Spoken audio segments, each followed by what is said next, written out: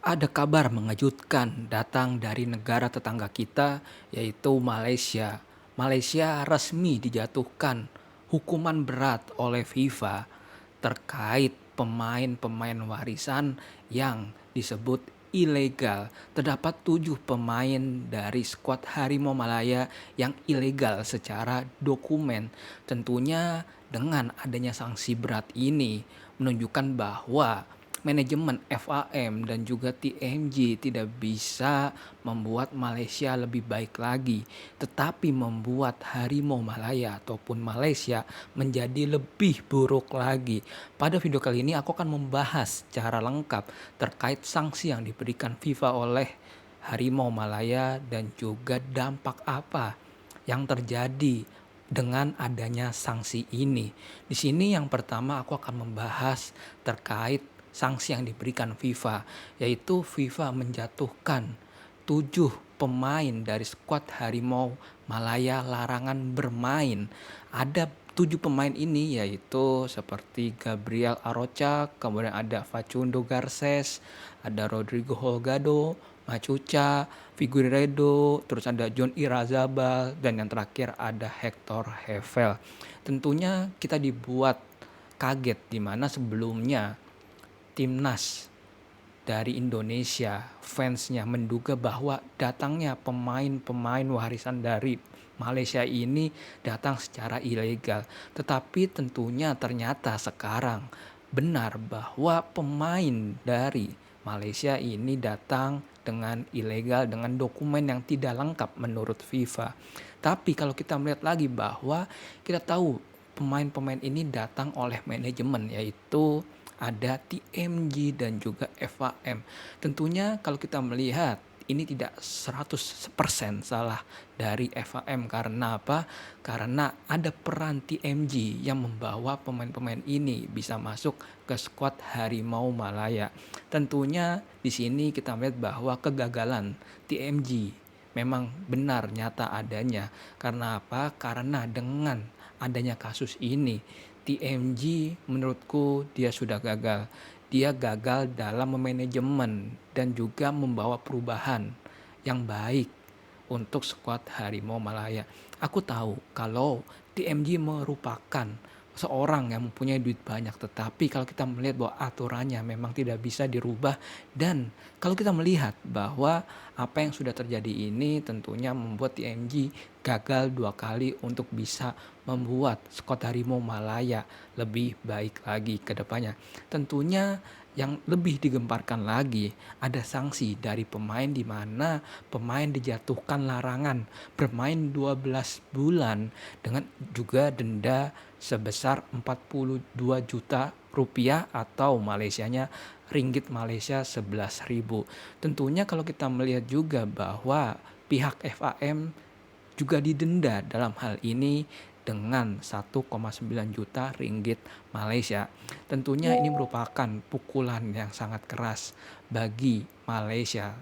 Apalagi kita tahu bahwa sekarang Malaysia, FAM, dan juga TMG ingin membangun skuad mereka untuk bisa tampil di Piala Asia dan juga di Piala Dunia 2030.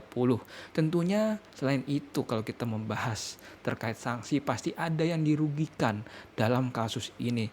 Tentunya yang dirugikan dalam kasus ini adalah yang pertama Harimau Malaya. Harimau Malaya kita tahu bahwa Harimau Malaya sedang melakukan pertandingan-pertandingan untuk bisa memastikan diri ikut ke Piala Asia 2027.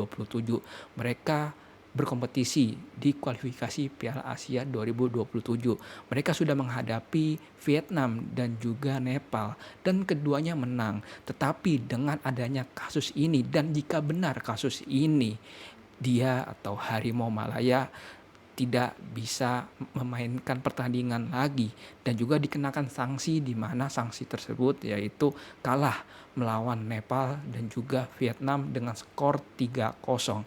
Kemudian yang selanjutnya yaitu kerugiannya adalah JDT. Kita tahu bahwa JDT adalah tim yang dipunyai oleh dari TMG.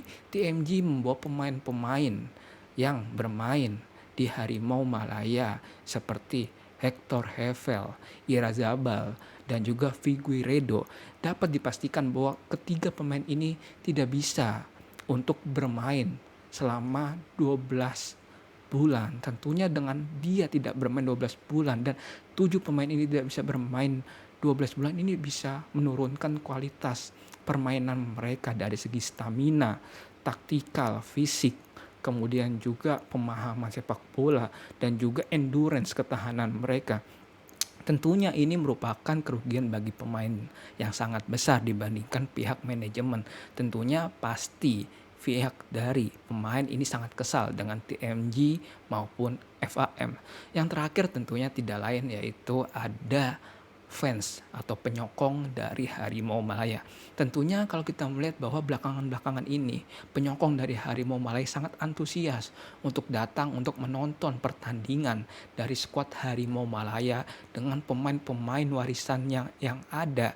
Tetapi pada akhirnya mereka mengetahui bahwa pemain warisan ini adalah bukan 100% dari keturunan Malaysia. Tentunya ini adalah pukulan telak dan juga kita tahu bahwa fans ini mengharapkan lebih dan mempercayakan bahwa TMG bisa untuk merubah skuad dari Harimau Malaya menjadi lebih baik lagi, tetapi sayangnya TMG malah membuat kesalahan yang fatal untuk Harimau Malaya.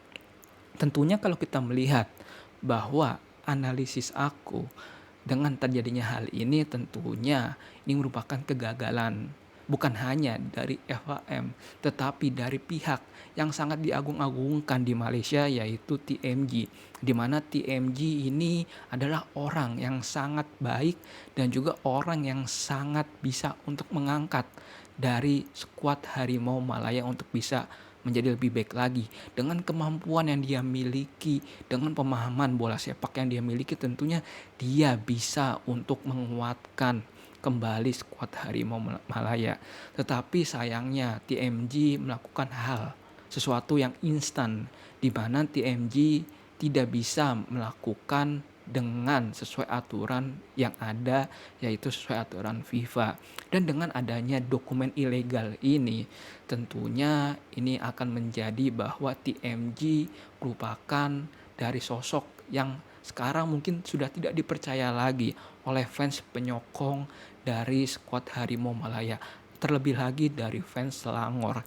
Tentunya kalau kita melihat juga bahwa cara yang tidak sesuai dengan progres, yaitu secara instan, ini memang tidak baik, apalagi dengan cara curang.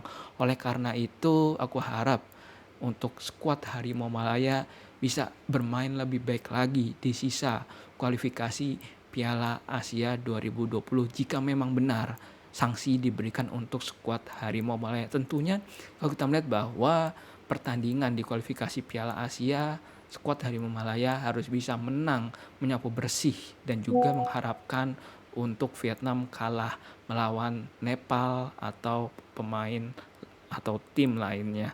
Tentunya sekian dari pembahasan terkait breaking news terbaru antara Harimau Malaya dengan kasusnya. Jika kalian ada saran, masukan, atau opini lain, kalian bisa komen di kolom komentar. I love you all, thank you, and bye-bye.